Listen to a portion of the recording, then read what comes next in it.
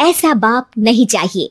एक बड़े शहर में रतनलाल अपनी बेटी संध्या और छोटे बेटे कुणाल के साथ रहता है।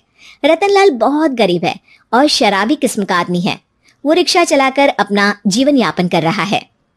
रतनलाल एक अधेड़ उम्र के आदमी योगेश्वर को कभी कभी अपनी रिक्शा से मार्केट या मंदिर छोड़ता है और कभी कभी बाजार से उसका सामान भी ले आता है।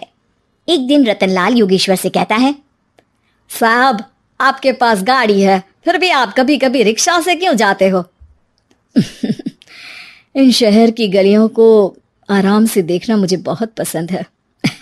ठीक है साहब, मैं चलता हूँ, कल फिर आऊँगा।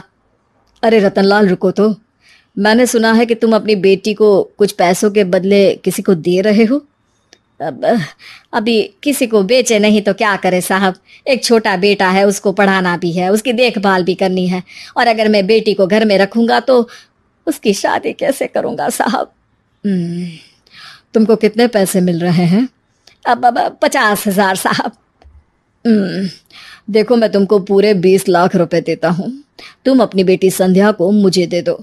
हैं? 20 लाख? धन्यवाद साहब, धन्यवाद, मैं कल ही उसे आपके पास छोड़ जाऊंगा साहब। अगले दिन रतनलाल संध्या को हमेशा के लिए योगेश्वर के यहाँ छोड़ आता है और बदले में 20 लाख रुपए लेकर घर आ जाता है। रतनलाल जिंदगी में पहली बार इतने पैसे पाकर बौखला गया। उसने एक अच्छा घर लिया। कुणाल, अब हमें कोई चिंता नहीं है, तू अब अच्छे से पढ़, खूब मन लगाकर पढ़ाई करना। पापा मुझे पढ़ाई करना अच्छा नहीं लगता। अरे तूने अगर ज्यादा बकवास की ना तो बहुत मारूंगा। कल से तू अच्छे स्कूल में जाएगा तो जाएगा, हाँ बस। कुणाल का एडमिशन एक अच्छे स्कूल में हो जाता है, लेकिन आए दिन स्कूल से शिकायत आती ही रहती है। 10 साल बाद एक दिन प्रिंसिपल मैडम रतनलाल को स्कूल में बुलाती है। रतनलाल, आपका बेटा कुणाल बहुत आवारा हो गया है और ये बिल्कुल भी पढ़ाई नहीं करता है, बल्कि उसका दिमाग गलत कामों में जा रहा है। अब मैं उससे बात करूंगा मैडम। ठीक है, आज ये आखिरी मौका है, अगली बार तो मैं उसे स्कूल से ही बाहर निकाल दूंगी। रतनलाल घर आ जाता है और कुणाल से कहता है, कुणाल बेटा, मैं तुम्हारे ऊपर इतना पैसा लगा रहा हूँ, फिर भी तुम स्कूल में सही से क्यों नहीं पढ़ते हो? आप तो रहने ही दीजिए, मैं सब जानता हूँ कि ये पैसा कहाँ से आया है, और वैसे भी अब ये पैसा मेरा है, मेरा जो भी मन होगा मैं करूंगा। आज के बाद मैं कभी स्कूल नहीं जाने वाला। रतनलाल को अपनी बेटी की याद आती है और वो रोने लगता है।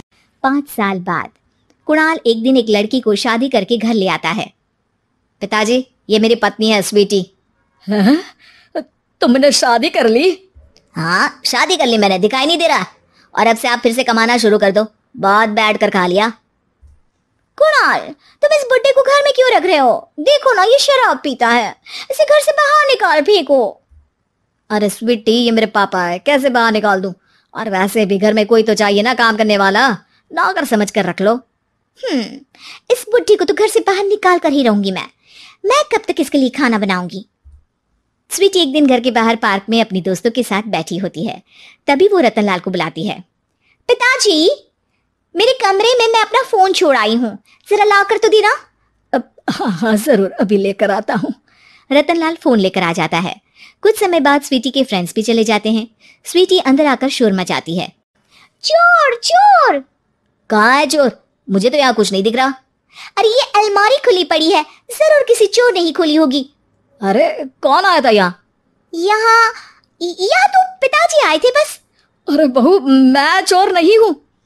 मुझे तो आप पर अब बिल्कुल भी विश्वास नहीं है पिताजी, क्योंकि जब आप पैसे के लिए दीदी को बेच सकते हो तो आप चोरी भी तो कर ही सकते हो। अरे लेकिन वो सब तो मैंने तेरे भले के लिए किया था ना। मैं तो कहती हूँ कि हमें इनकी कमरे की तलाशी लेनी चाहिए। तुम बिल्कुल सही कह रही हो, चलो। स्वीटी और कुणाल दोनों रतनलाल के कमरे की तलाशी लेते हैं और उन्हें वहां स्वीटी की ज्वेलरी और पैसे मिल जाते हैं। मैं तो पहले ही जानता था कि चोर आप ही हो, निकल जाओ मेरे घर से और दोबारा अपनी शक्ल मत दिखाना। रतनलाल आंखों में आंसू लिए घर से निकल जाता है।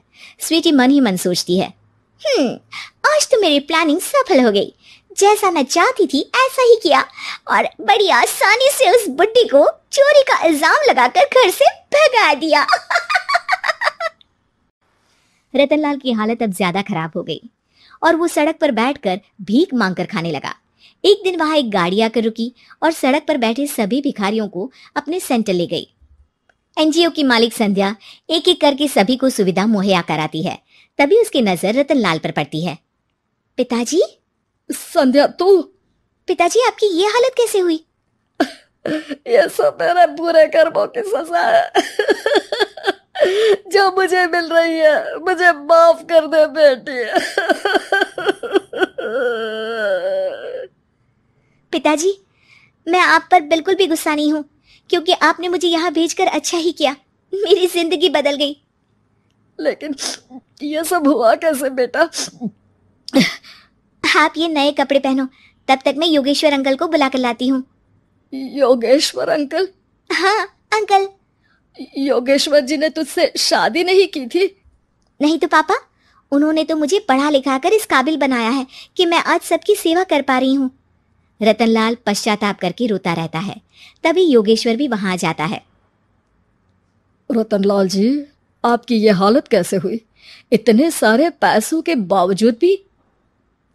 क्योंकि मैंने बेटे और बेटी में भेदभाव किया था। लेकिन आपने ये कैसे किया?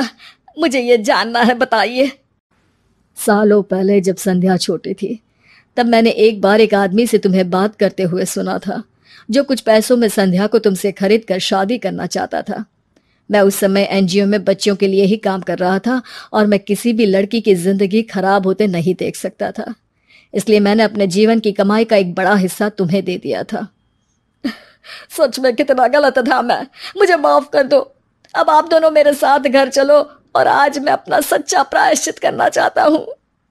योगेश्वर और संध्या रतनलाल के साथ घर जाते हैं। स्वीटी दरवाजा खोलती है। चोर भिखारी, तो फिर से आ गया? चल भाग यहाँ से बुड्ढे। ये घर तुम्हारे बाप का नहीं, मेरा है। बाहर निकलो यहाँ से। रतनलाल कुणाल और संध्या को घर से बाहर निकाल देता है। योगेश्वर जी, अब ये घर आपका है और अब आप यहाँ एक और एनजीओ खोल सकते हैं। शायद अब ये सच्चा प्रायश्चित है। संध्या अपने पिता के गले लग जाती है।